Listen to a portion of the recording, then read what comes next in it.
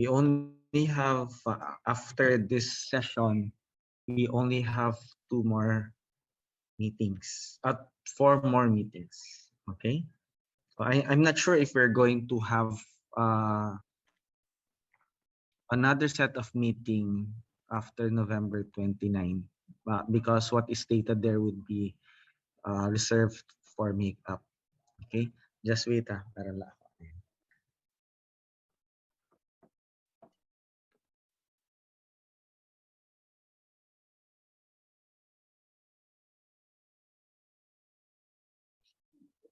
Okay, so any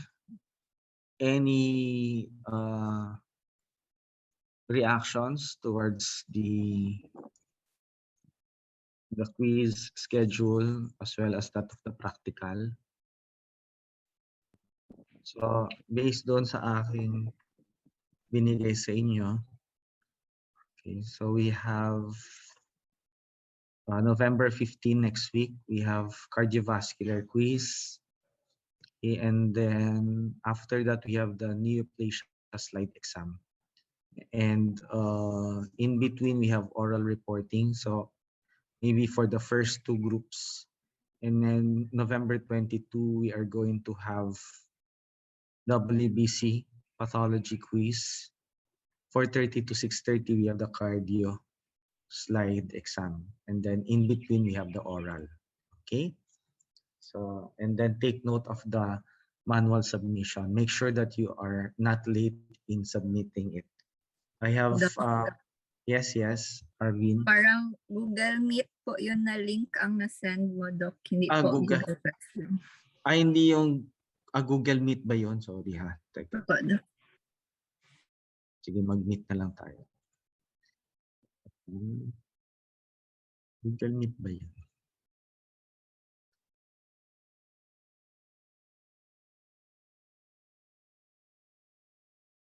Ito. Okay.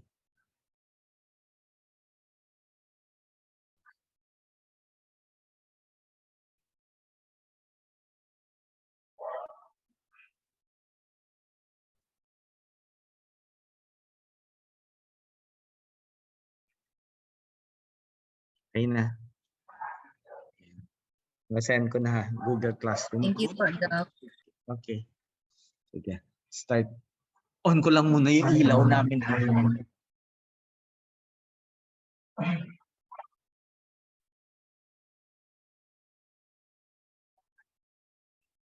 Okay. Sige. So let's start. So medyo marami-rami yung slides for neoplasia.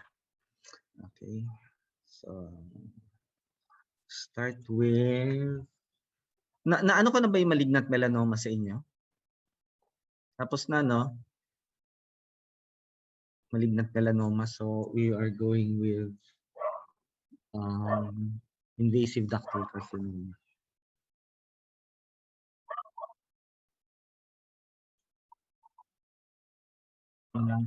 Na-review na. Okay, can you see the slide? Yes. Can you see the slide? Okay. So invasive ductal carcinoma would be, okay, so it would be seen not only in women. Take note, so invasive ductal carcinoma would not only be seen in women but also in men, although it is seen in rare cases. Okay, rare cases, or it is uncommon to be seen in men or males. However, we still see cases of invasive ductal carcinoma, okay, in men. Okay, so what would be the derivation? It would be derived from the ductal epithelial cells, okay, the tissue of origin. And invasive ductal carcinoma would it would be seen, okay, forming wards, nests, or sheets histologically. So let's try to look at the magnified view. Okay, so here you would see the presence of those atypical cells that are seen forming tubules, okay, small nests. Okay, so don't mistake this one for basal cell carcinoma. Okay, so because in basal cell carcinoma, take note they are seen in larger nests with peripheral nuclear palisading. In this case, you would see the presence of cells that are not uniform. Take note because in basal cell carcinoma, there would be a uniform population consisting of basaloid cells. In this case, you would see the presence of ductal epithelial cells that would exhibit uh, atypia. Okay, it means that there's a change in the appearance or size. So you have small, then large prominence of the nucleoli. Some are hyperchromatic and some so this would be invasive ductal carcinoma. In breast pathology, you get to encounter a few more details. So make sure that you read something about invasive ductal carcinoma. So it's the most common primary malignancy of the breast. And in tumors of the breast, we usually encounter receptors, okay, that like estrogen and progesterone, which should also be tested because the presence or absence of these receptors would be very helpful in the treatment regimen of our patients. That would be post-surgery. So for chemotherapy, if our patients are reactive to estrogen and progesterone receptors, they would be given chemotherapy. Okay, that would be appropriate for them. It means that they can be given a tamoxifen, which would bind with the receptors and it would kill the tumor cells. Okay, that's how important it is. Because if the receptors are not present and we give tamoxifen to these patients, they would be rendered useless. Okay, so there's another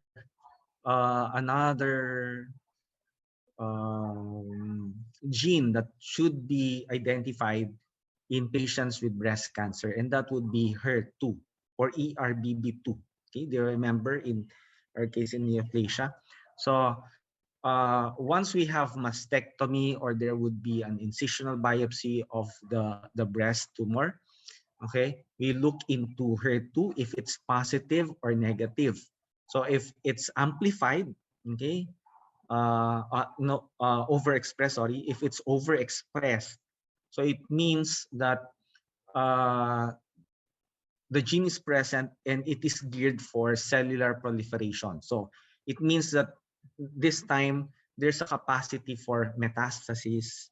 Okay, it has a poorer prognosis than the ones who are HER2 new negative. Okay, so in our patients, we give another drug for that one. Okay, that would be the trastuzumab, which would be effective for those with that are HER2 positive. Okay, uh, that particular drug is very expensive. Okay, that would cost around millions, 2 million. So, so it's very important that before we give that particular drug, okay, we have to test these patients for HER2 new because if it's negative, okay, and then we give that particular drug, even though, let's say that they have money, right? Okay, they are rich, but it's negative. It's again, it's not cost effective. Okay, but if it's positive, then it would be helpful to the patient. So indigenous patients or those who are poor, they may avail of this one through subsidies. Okay, so there might be programs in the government hospitals that may give them free HER2/neu, but not all the time. Okay, not all the time. So that's what we need to know about this particular slide. So next we have bronchiolo-alveolar carcinoma.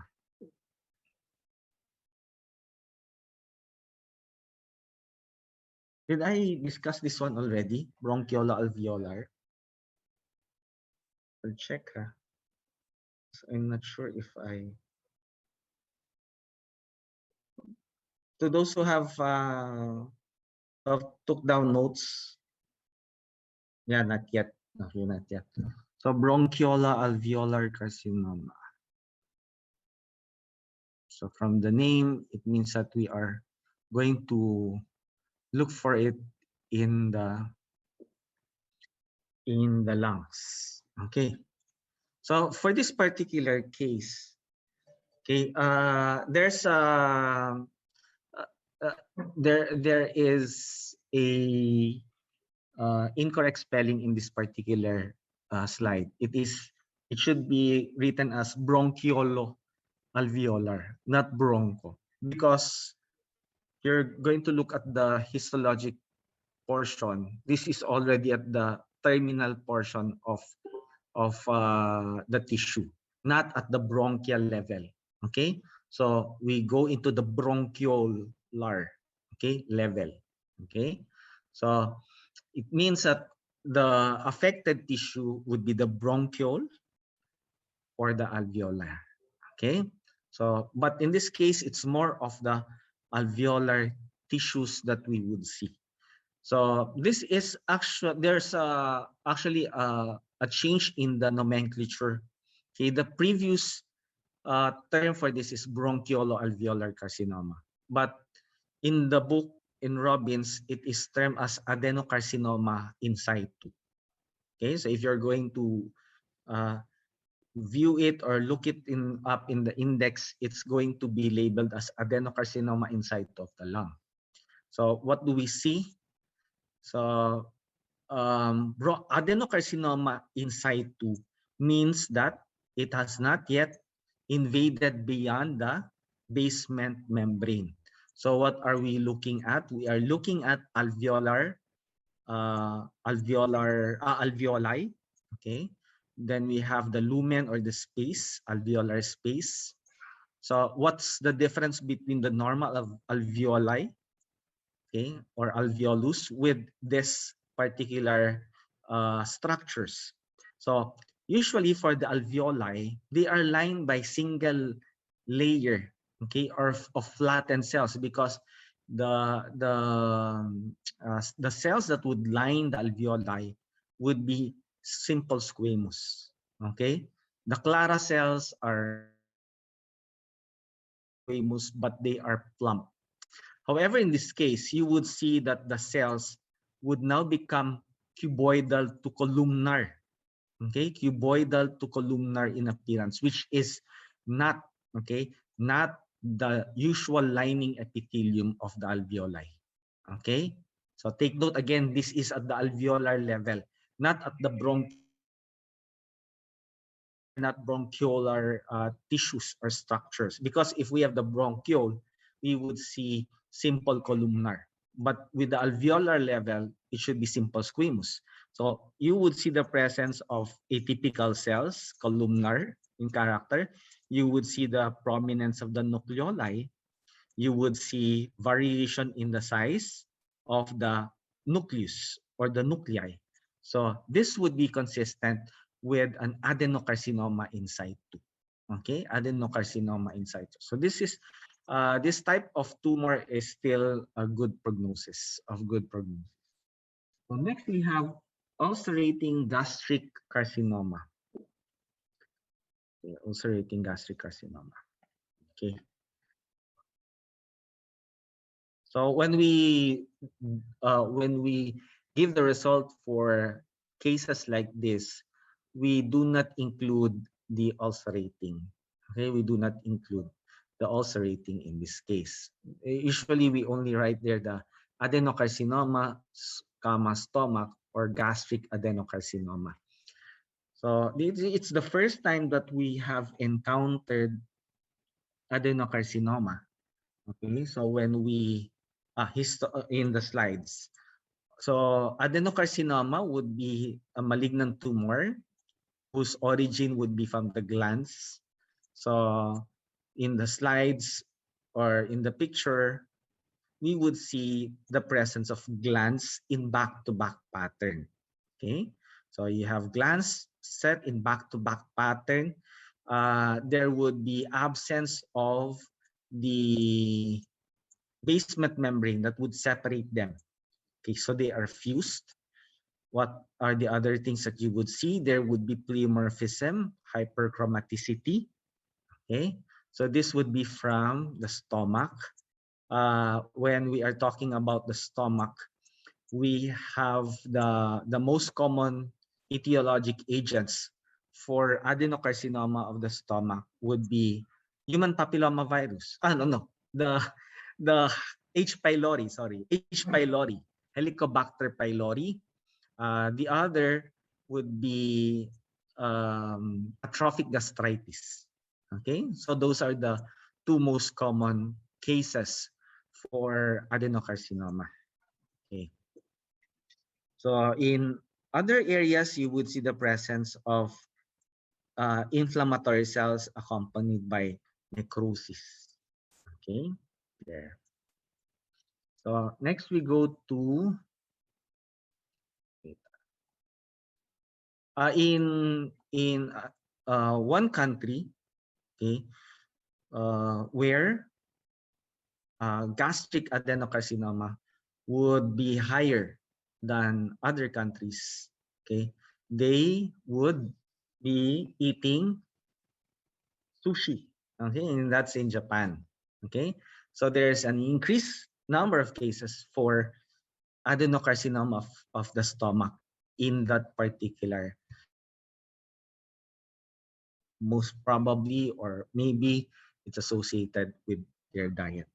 Okay, so next we have adenocarcinoma arising from a Barrett's esophagus. Okay. Mary J, can you tell me what is a Barrett esophagus? If you remember our discussion in chapter 2. What is Barrett esophagus? Squamous to columnar. Ha? Squamous cell to columnar. Yung Squamous cell to columnar. Okay. So what do you call that type of adaptation? Squamous to columnar? Metaplasia, Doc. metaplasia, Doc. Yes, metaplasia. Okay. So Barrett esophagus is a metaplastic event. Okay, and this is associated with what would be the etiologic agent, Joshua, if we have a Barrett esophagus? What is the reason why there would be an adaptation? Gastric reflux, Doc. Okay, so the gastric reflux, if this is not treated, it can lead to an adaptation. Okay, so thank you. So, so an adenocarcinoma of the esophagus would only be encountered if that particular patient had an existing Barrett esophagus. Okay, why? Because of the lining epithelium of the esophagus, which is stratified squamous epithelium. Okay, so the most common type of malignancy in the esophagus would be stratified squamous epithelium. However, because of the presence of Barrett esophagus, so there would be a metaplastic event wherein we would see the presence of columnar cells. That's the time that we would see the presence of adenocarcinoma in the esophagus. Okay. So let us try to look for, wala. It's not present here. So the naputol. I think the stratified squamous epithelium would be on the left side. And then on the right side here, this would be the malignant lesion. Okay. So I have to ask the IT to modify this particular slide. Okay. So here we would see the presence of the metaplastic event, wherein you would see a shift in the there would be a shift in the lining epithelium from stratified squamous to columnar, and we would see the presence of glandular structures in this case. Okay, you have large glandular structures that would be seen in back-to-back formation. So that's why this is also termed as an adenocarcinoma. Let us try to look for.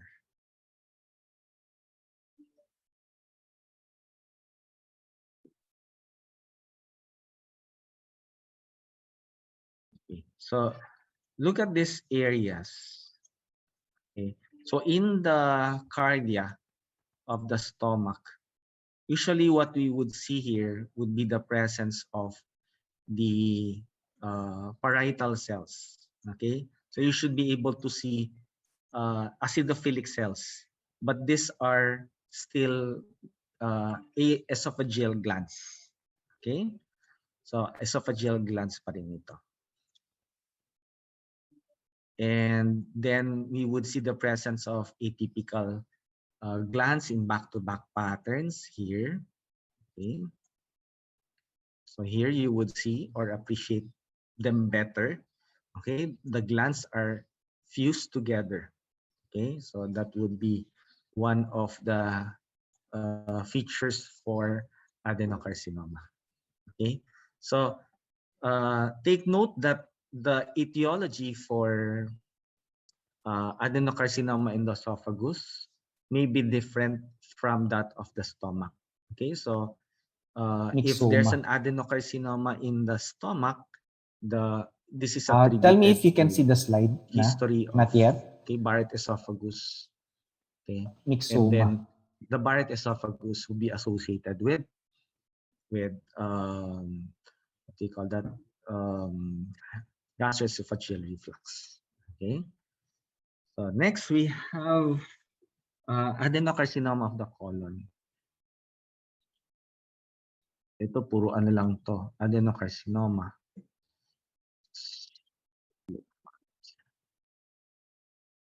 Okay, so that's the first one.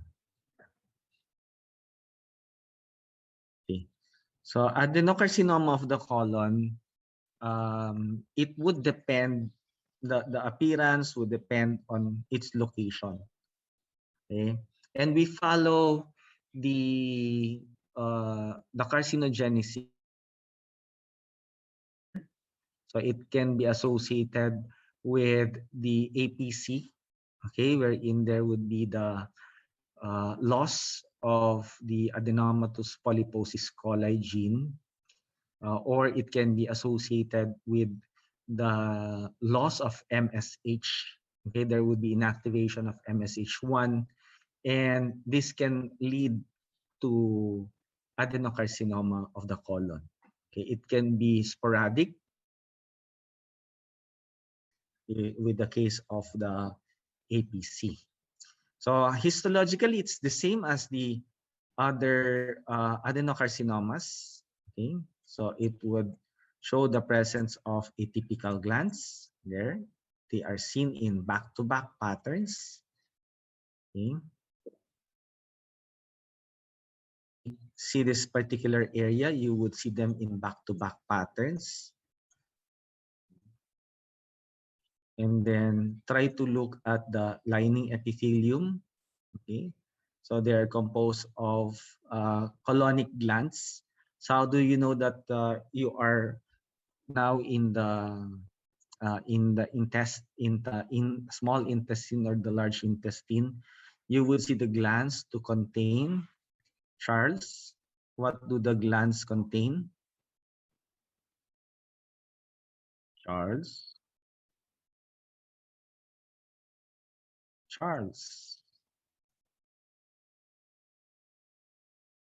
Saan na si Charles?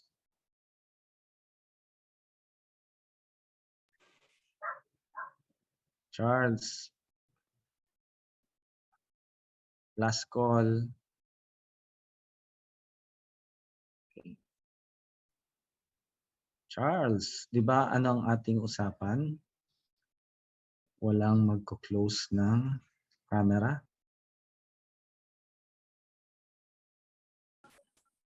Hello, Doc. Yes, Charles. Nasaan si Charles? Nasaan si Charles? Saan si Charles? Andito pa, Doc. Saan ka? Charles, saan ka nang galing? Nag-CR lang po, Doc. Nag-CR lang. Okay. Kanina pa kita inaano na naka-close yung camera mo. So what would be my rule? Anong rule ko? Late ka ba nung last time? Doc. Late ka ba nung last time? Ano Yes yung po, rule Doc. ko? Oh, Always not open. always open your camera. Okay? Si Celine, naka-close yung camera niya. Ay, Kasi, Doc, kanina Hmm? ko pa actually ginatry na i-open to. Hindi ko alam kung paano. Okay. Pat, baka ano mo lang ulit yung Zoom mo. Screenshot, magod ako na. Kasi I just want to make sure that everybody is listening. Okay? At saka wala kayong ibang ginagawa. Okay? Kasi para sa inyo rin tong ginagawa ko. Not sure if other preceptors are doing it. Okay? But I want to make sure that you are learning from me. Okay? Kasi hindi pa rin, Celine. Kasi gusto ko na meron kayong naintindihan. Pag wala, sige. Lipat ka na lang, aning ka naman yata ni Sir Chris. Okay. Sige. Charles, naka-off ka ulit. Ayan, baka na hindi kaya may problema yung phone mo, Charles? Nag-ano siya na bigla siyang yung picture mo lang. Yung image Feel mo. po, Doc. Ha? Tinuro ni sa mo Adria karon, Doc. Oo. Sa internet. Sige. Okay. Teka. Iyan. Ikaw na yan, Baseline? Sino yung nasa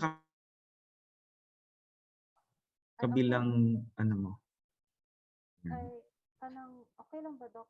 Bale, dalawa ko yung gamitin ko na. Sige, dalawin mo na lang. Sige. Dalawin mo na lang. Okay. Saan tayo?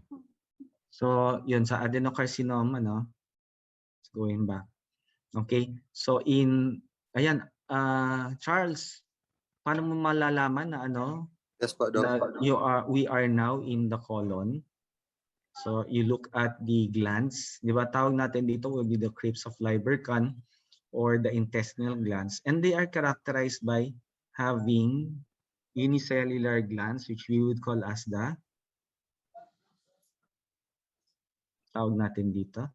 Yan. Alala mo pa yung histology? We call it as goblet cell. Okay, goblet cells. So when you see, kasi it's not inherent in the esophagus, of course, diba? It's not present in the stomach. Okay, only when we have intestinal metaplasia do we appreciate the presence of goblet cells. Okay, so in this case, when we have all of the glands possessing the goblet cells, then most likely we are found we are in the colon. Okay, and then you would see the presence of these glands. So the tissue of origin or the tissue to which we would look into would be the colon. Okay, so next we have oat cell carcinoma. Oat cell carcinoma. So this is oat cell carcinoma is in the lung. Sa slide label in iron, it has the lung label, but hindi pala. In the iron, but in the manual wala siya. Okay, so what is oat cell carcinoma? It is a variant of squamous cell carcinoma that would be composed of small cells.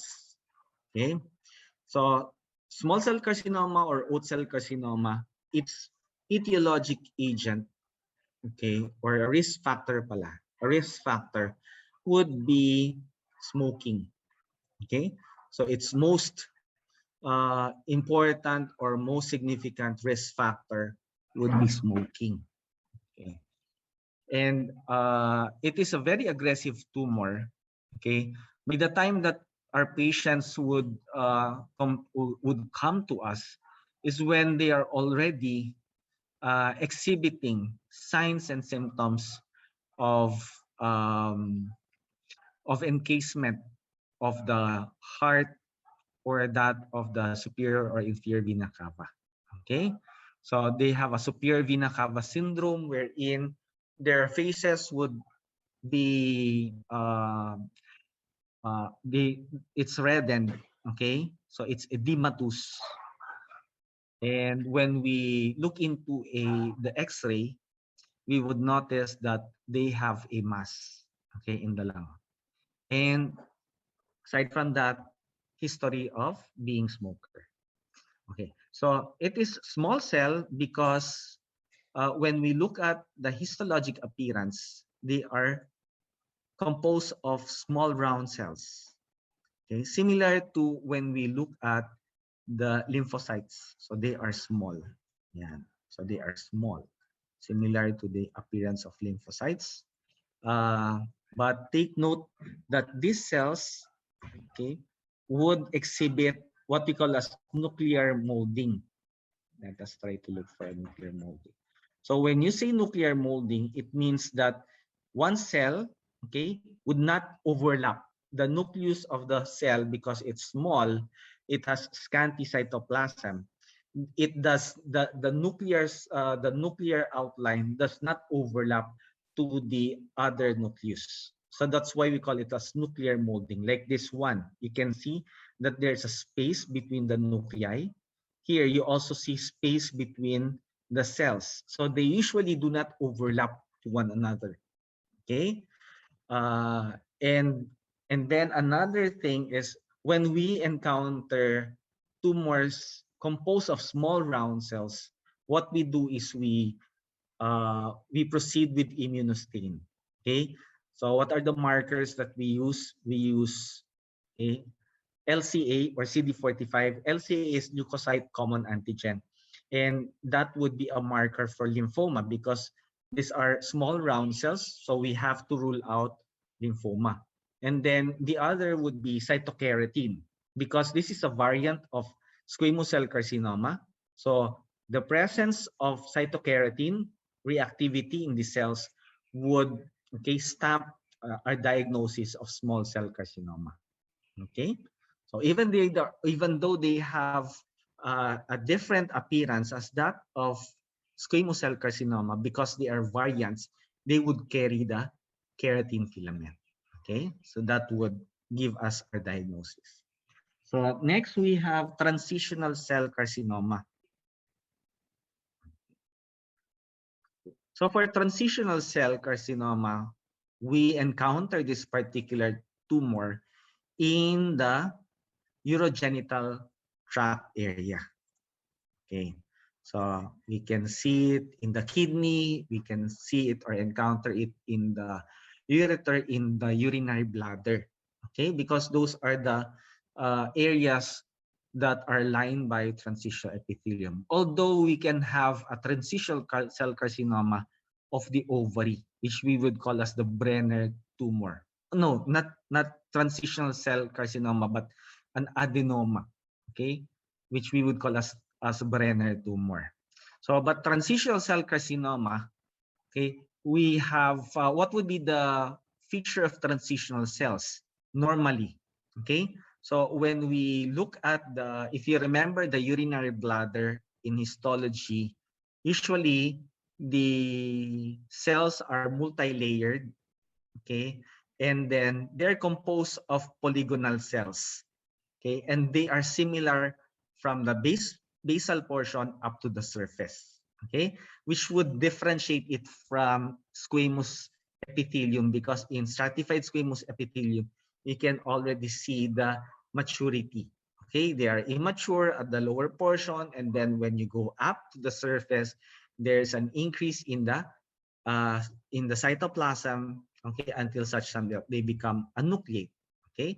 But in this case, the cells at the basal portion would be the same as that of the upper portion, okay? The only thing that would make you have a change in what you call that, a diagnosis of the slide is carcinoma in situ. Okay, but make sure that you do not see or appreciate the presence of what you call that, the dysplasia. Okay, but the problem here is this is transitional cell carcinoma. Okay, so in transitional cell carcinoma, there's multi-layering. It is categorized as low grade or high grade depending on the appearance. So what we would see here would be the presence of oval cells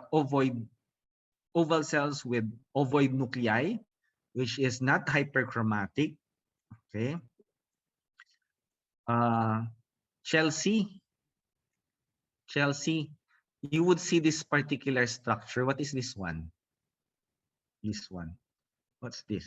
If you're going to be given a question, what is this one? Chelsea. Ano? That is, call a friend. O sino nakakalam?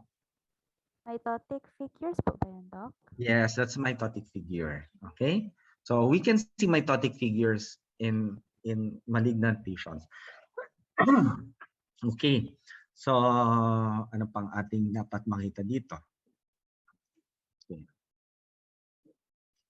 Okay, so there would be increased cellularity. This is also another mitotic figure.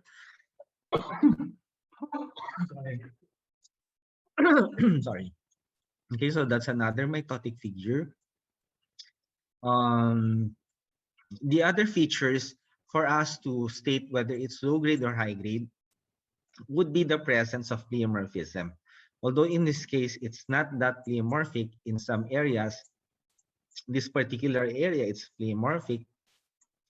So I would still grade this one as low grade. Okay, so what would be the other important feature for us to give when we diagnose transitional cell carcinoma, okay, which is very important for urologists, and that would be invasion is very important to be identified in a particular slide. So in this case, we do not see the stroma, di ba? I think this is the only stromal area that we would see, and we do not see muscle tissue. So very important is that when a urologist would give tissue bites for this particular tumor, they have to include the muscle tissue.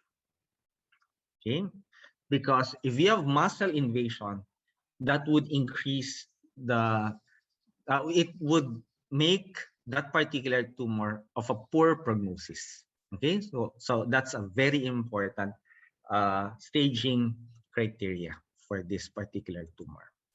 Okay, next we have follicular carcinoma.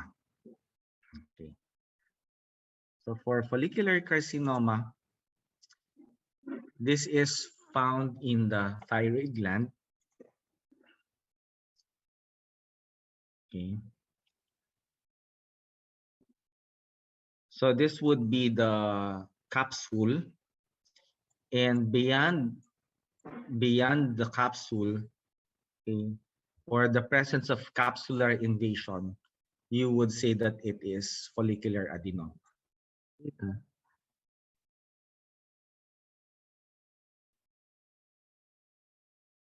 Do you have thyroid adenoma? Okay, so for just for the purpose of discussion, I want to go back to follicular adenoma, okay, so that you would be able to understand what I'm talking about.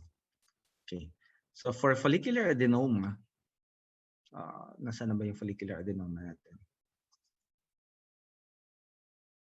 Follicular, okay, this one. Okay, so for follicular adenoma, we usually would see the presence of a nodule, okay, and it is encapsulated.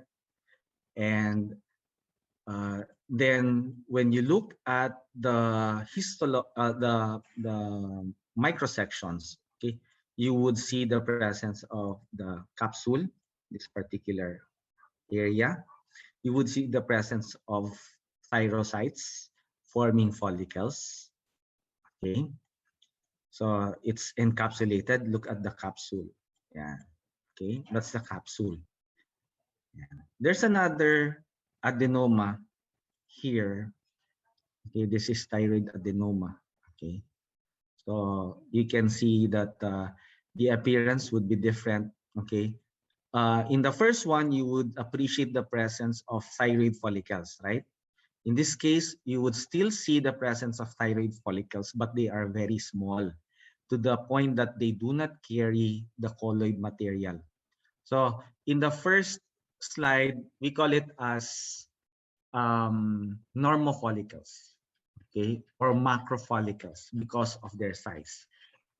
But for this type of follicular structures, they may be fetal follicles or embryonal. Ano bang mas maliit? That would be the embryonal. Okay, so for embryonal follicles, these are the ones that are embryonal follicles, which would mean that we cannot see the presence of the colloid. Okay, but for fetal follicles, okay, you would see the presence of colloid, but they are small. Okay, so take note that we would see follicles. We would see thyrocytes. Okay, they're forming follicles. So that is very important when we go into follicular carcinoma. And another thing is that there's a presence of this capsule. Okay, it's thin. Okay, so when we give a diagnosis of follicular adenoma, okay, it means that there's absence of two criteria. Okay, capsular invasion and vascular invasion. Okay, capsular invasion and or vascular invasion.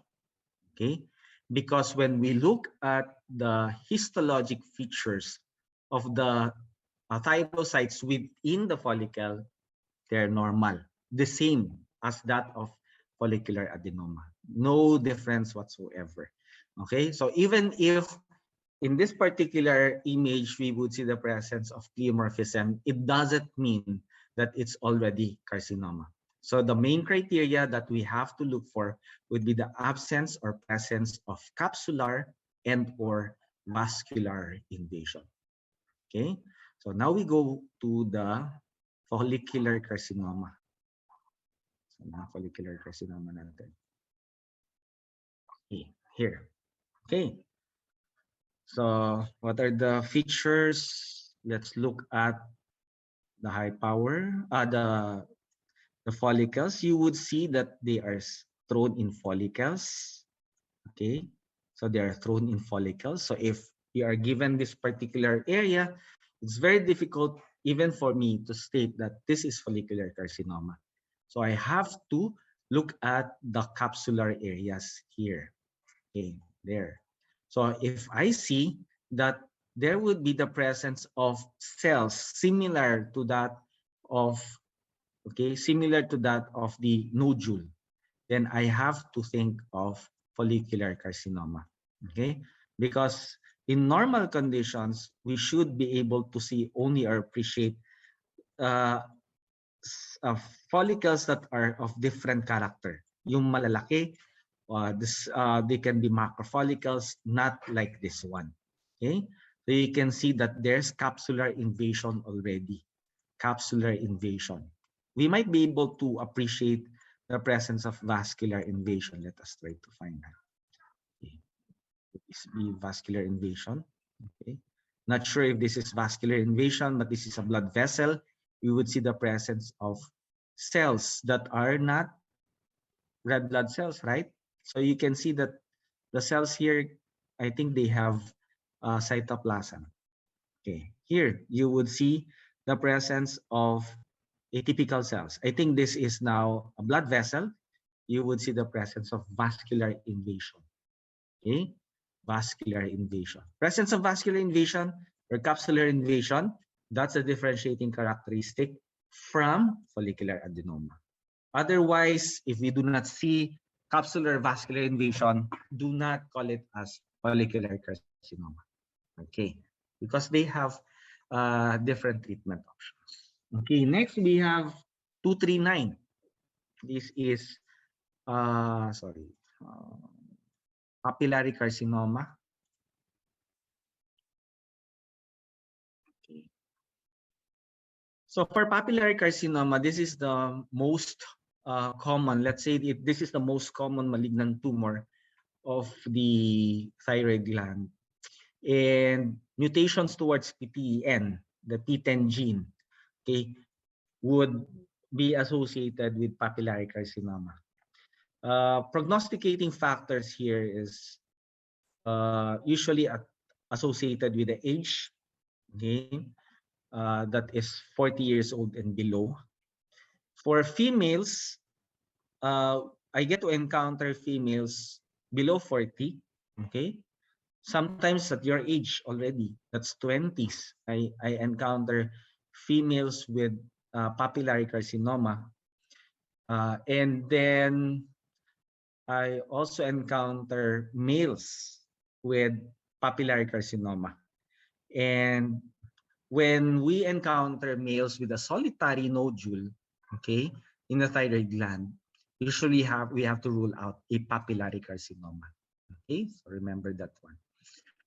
But the good thing with papillary carcinoma of the thyroid is that it has a good prognosis. Okay, it has a good prognosis because following thyroidectomy, the next option for our patients would be a radioactive iodine treatment. Okay, and for radioactive iodine treatment, they are very specific for thyrocytes. So anywhere in the body, if you have a, let's say, a metastatic lesion, it can be removed, okay, by RAID. Okay, so what would be the feature of papillary carcinoma? Of course, we have to look for papillary formations. Okay, like this. You have papillary formation. Here you have papillary formation. So how do you know that this is papillary? Based on cross-section, okay? When you say papillary, they are like finger projections, okay? So finger projections. However, you cannot identify it clearly on the microsections because this is a sagittal section. So if you're going to cut your fingers sagittally and then look at it, okay? You look at the sagittal section. This is what we would see. Okay, the outer covering would be lined by by the columnar cells. What is found inside would be the stromal cells, which would be fibrovascular. Okay, so here you can find the papillary formations. Papillary formations. What else? Okay, here you would see papillary formations here, papillary formations, fibrovascular stroma, okay, fibrovascular stroma. So very typical. Okay, once you see papillary clusters, papillary formations in the slide, you think of papillary carcinoma. Okay, so just make sure that you know what are the other features pertaining to papillary carcinoma of the thyroid. Okay. Okay, so last for malignant epithelial would be seminoma. Okay. So seminoma is derived from the germ cells. Okay. So I'm not sure why it was placed here malignant epithelial, but because it's germinal epithelium. Okay, but germ cells, okay, usually they have a separate category when we are talking about seminomas. So seminomas would be a term that would be specific for a testicular tumor. Okay, but the histologic feature appearance of a seminoma can be seen also in females. Okay, in the ovary, but there's a different name. We call it as dysgerminoma. DYSGERMINOMA. Okay, and then if it is seen in other parts of the body, like in the mediastinum, it is not called dysgerminoma or seminoma. We call it as germinoma. Okay, so we have the same histologic feature, but they have different names. Yeah. Okay, so what would be the feature of a cells. In this particular view, what you would see initially would be the presence of round cells, right? Okay, but you try to you try to look at them more intensely. So what do you see? Now you would see the lobulated appearance of the cells, of the clustering of the cells, and then look more into details. What do you see? They're separated by fibrosepta. Okay, you have fibrosepta.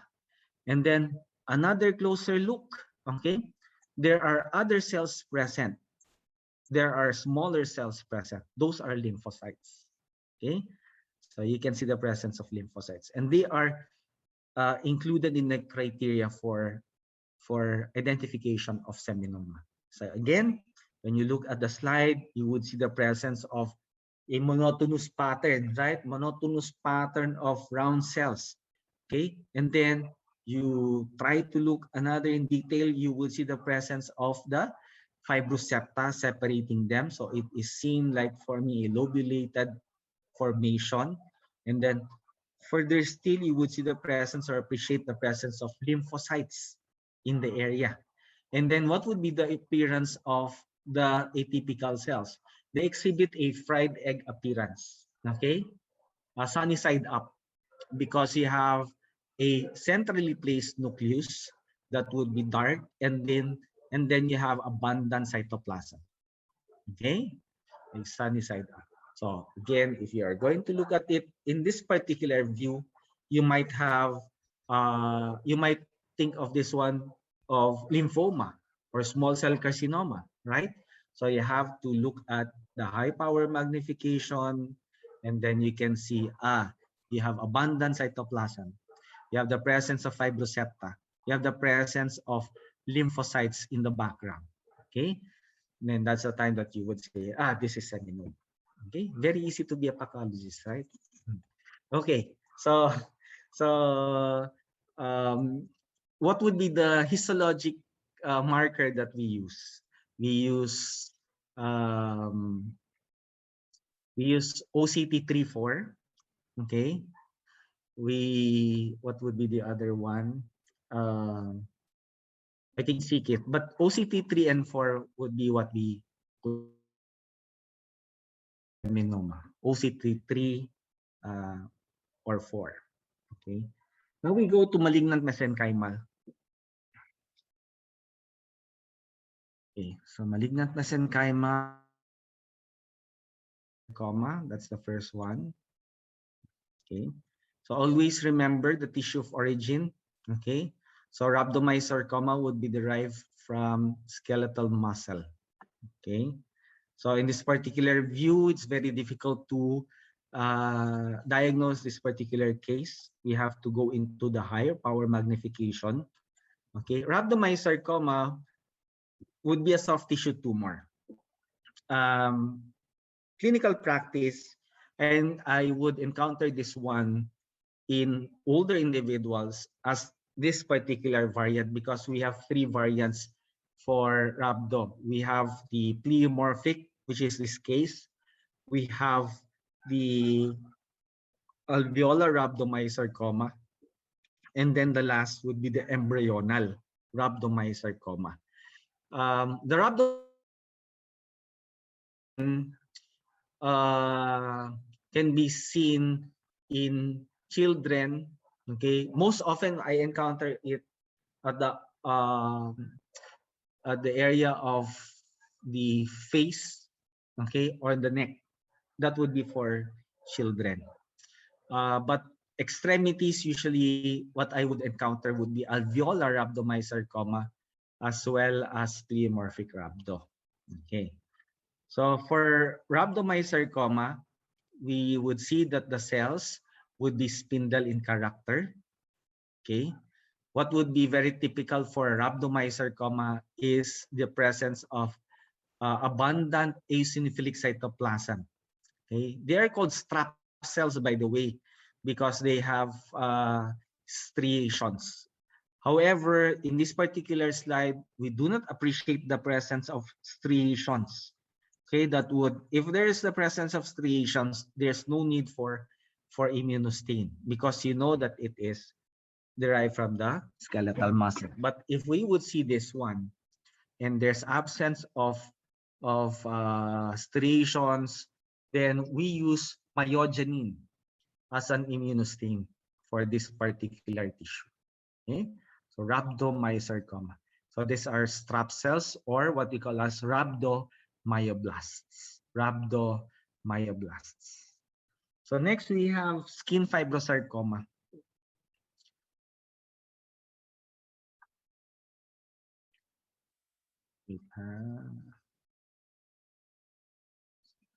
Fibrosarcoma. Where is it?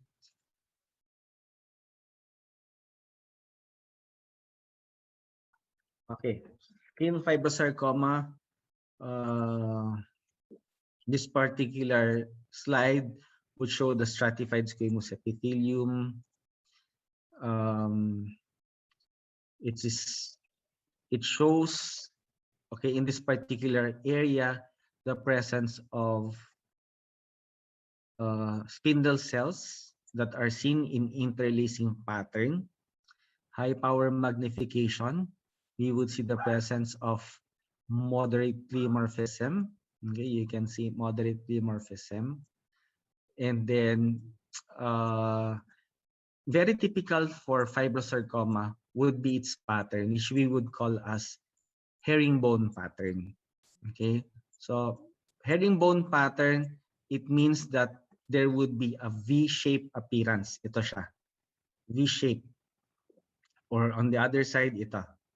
Okay, V-shaped, V-pattern appearance of the fascicles. Yan siya.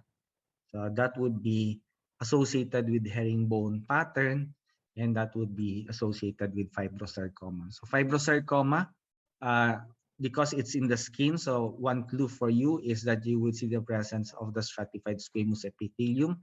This would be the area. So makikita mo there's a difference or a separation between this particular area and this one. Okay, this would be the normal dense irregular connective tissue, and then in this particular area would be the atypical fibroblasts that would form the fibrosarcoma. And then you look at the V-shaped formation. This is herringbone pattern. Okay. Next we have liposarcoma. Liposarcoma. Okay. Okay, so for liposarcoma, this would be a soft tissue tumor that would have its origin from the fats or fat cells or adipocytes, and then histologically, it would share similar features as that of the adipocytes. So this would be the possessing an inconspicuous nucleus. Ito siya, inconspicuous nucleus. It blends with the basement membrane, abundant cytoplasm. When you look at, these are all liposarcomas.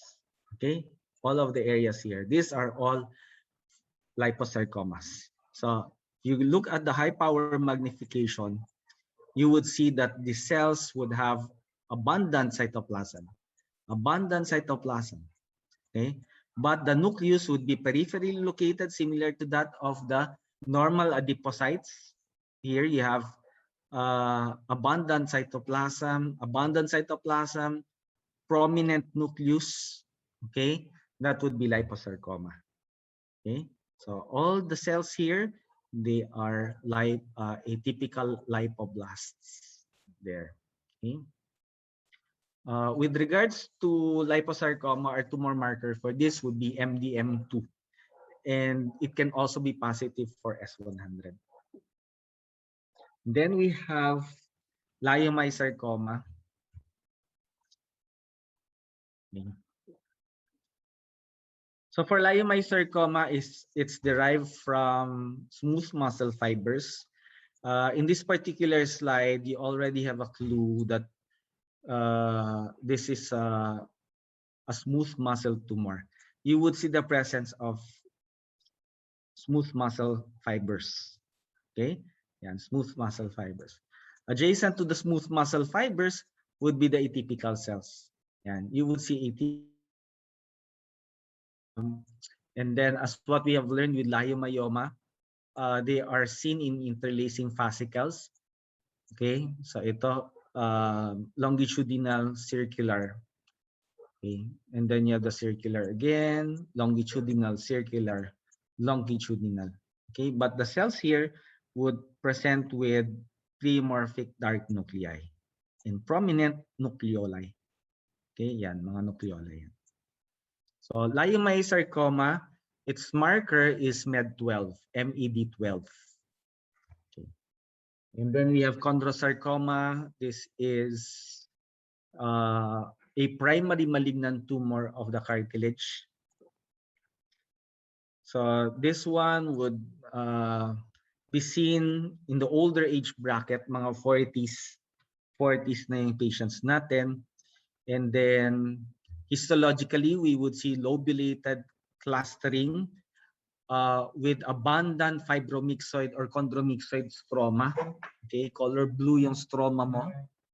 Okay, and then you have the presence of atypical cells. So this would be the lacuna or lacunae. We have large chondrocytes, chondroblasts. Okay, and they are situated within the lacuna. You can have binucleation, which is very typical. So again, you have to look for the lobulated formations. Okay, you have chondromyxoid stroma, and then you have the presence of cells within lacunae or lacunar structures. Okay, so this is chondrosarcoma. And then our last would be lymphoma. This is non-Hodgkin's lymphoma. Okay. So for tissue, this is from the lymph node. For non-Hodgkin's lymphoma, we follow what we would see with the architectural pattern. So we have two architectural patterns for lymphoma. It can be follicular, okay, because in the cortex we have the follicles, or it can be diffuse, okay, because the other pattern that we would see for the normal lymphoid tissue would be the paracortical or parafollicular areas, which would be diffuse. Okay, so histologically, what we would see would be the diffuse pattern of cells that are very closely packed, and they usually do not exhibit a lot of necrosis unless they are already infiltrating into the other tissues. Okay, so diffuse pattern, we have atypical round cells. Okay, when we have atypical small round cells with scanty cytoplasm, we usually would request for immunostains. So what are the stains? Number one is CD45, again, or leukocyte common antigen, and the other one is cytokeratin. So those are the most common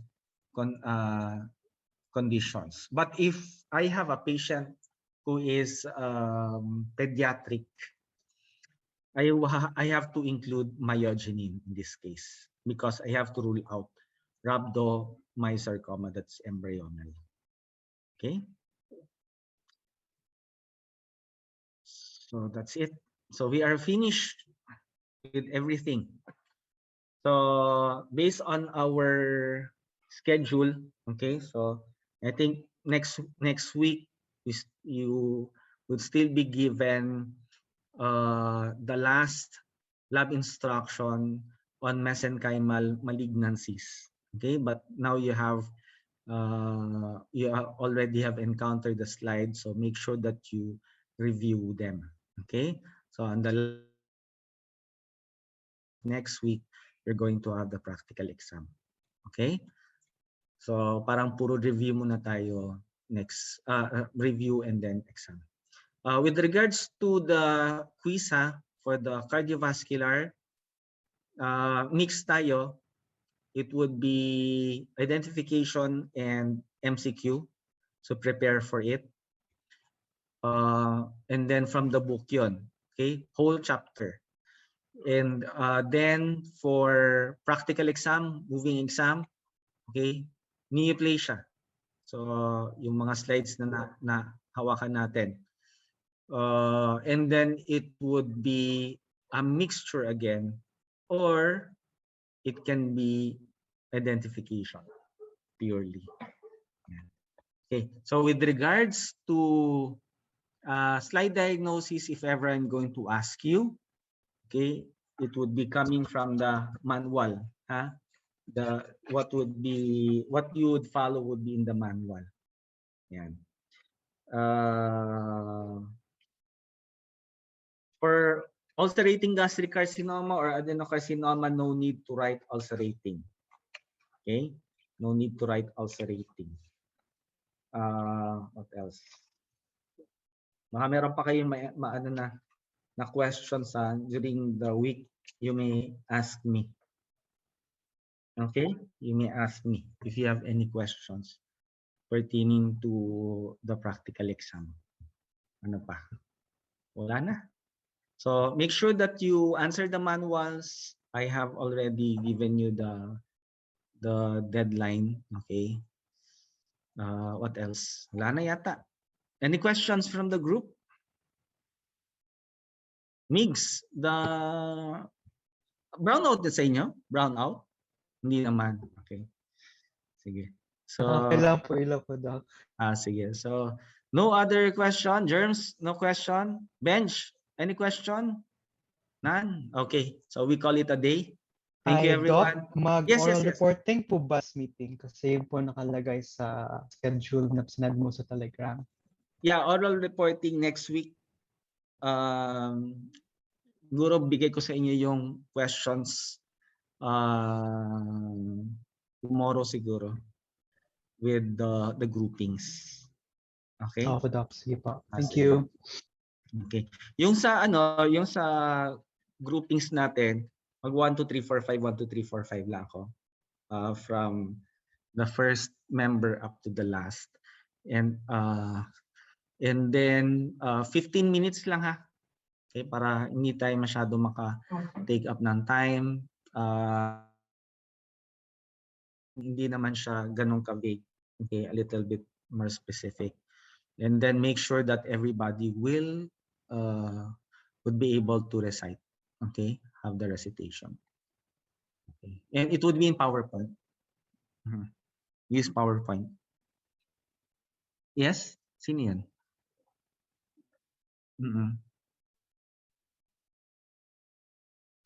After the quiz. Okay, after the quiz. So first 2 groups muna next week, and then last 3 groups na last week. Okay? So tingnan natin, baka mamaya may make up tayo. So just in case, I'm going to ask Sir Chris about I think yung November 29 eh. It's reserved for makeup. I'm not sure what we will do with it. If there's an additional makeup, then we can move all the oral reporting during that time. Okay, but if there's no makeup, then wala tayong magagawa. Okay, we have to insert it because I need that particular grade for that one because that would be very important. Kung wala kayong reporting, wala kayong additional grade for the practical exam. Kasi hindi niya alam kung madali ba para sa inyo yung practical exam or not.